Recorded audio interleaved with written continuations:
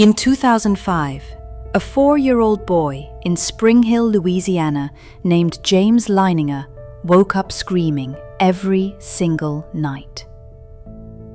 Not from nightmares, not from fear of the dark.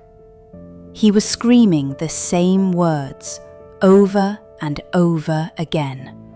Plane on fire! Little man can't get out! Plane on fire! Little man can't get out! His parents thought it was just a bad dream. Children have nightmares, it happens. But then James started drawing. Every single day, the same picture. A plane, on fire, falling from the sky, and a tiny figure trapped inside.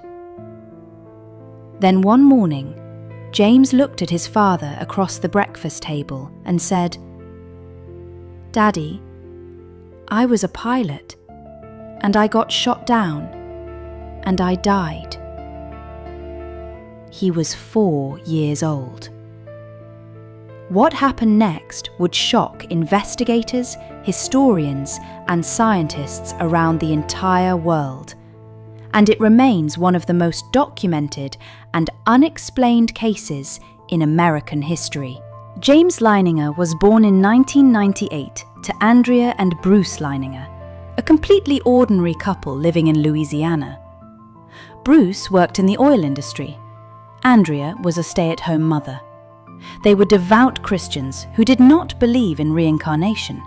They had never discussed past lives with their son. They had never shown him war movies or documentaries about World War II. But, starting at age 2, James became obsessed with aeroplanes. Specifically, World War II fighter planes. He could identify every single aircraft with perfect accuracy. The names, the engine types, the weapons, details that even most adults don't know. His parents assumed he had simply seen something on television. Children pick things up, it wasn't unusual. But then the nightmares started, and they didn't stop. Every single night, the same dream, the same words, the same terror. Plane on fire. Little man can't get out. His parents began asking questions, carefully, gently, without leading him. James told them his name in his previous life was James McCready Houston. He told them he flew a plane called a Corsair. He told them his best friend's name was Jack Larson. He told them he was shot down by the Japanese near a place called Iwo Jima. He was still 4 years old. His father, a complete skeptic, decided to investigate. What he found over the next 3 years would change his life forever. Bruce Leininger began researching every detail his son had provided.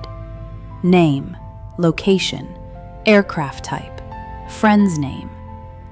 The first breakthrough came when Bruce searched military records from World War II.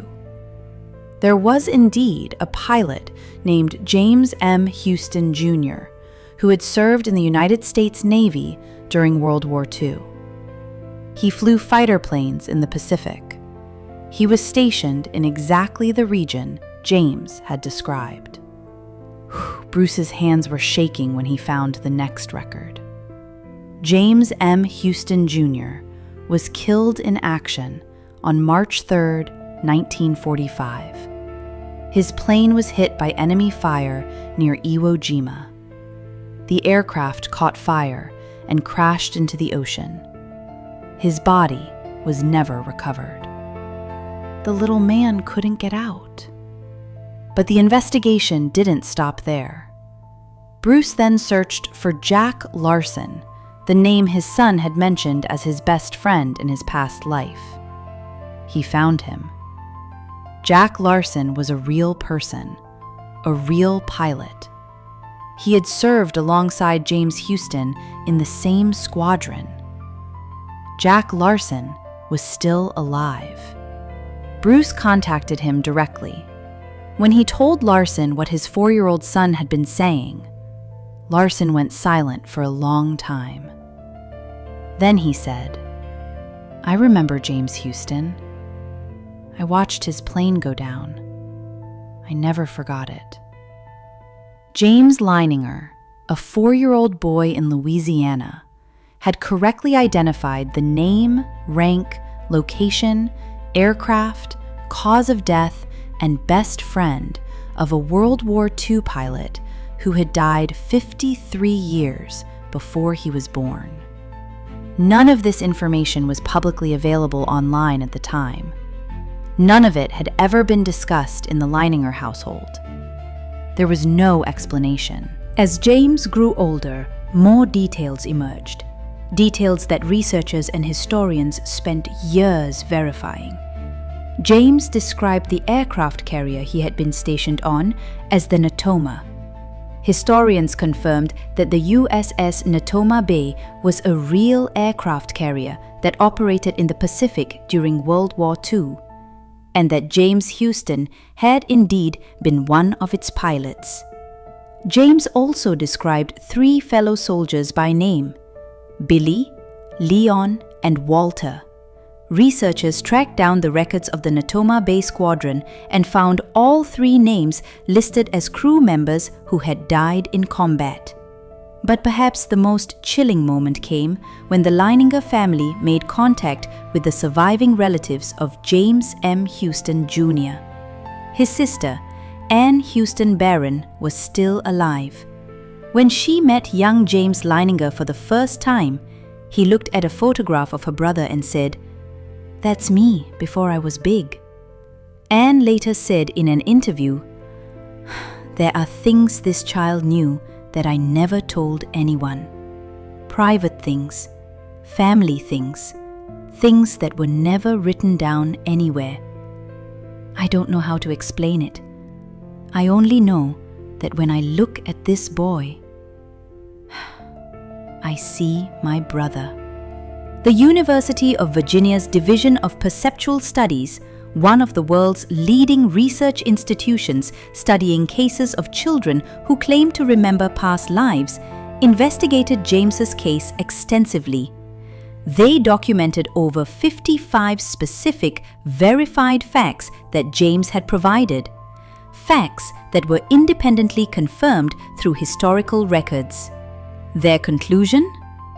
This case remains one of the strongest documented pieces of evidence for the continuity of consciousness ever recorded in modern history. James Leininger is now in his mid-20s.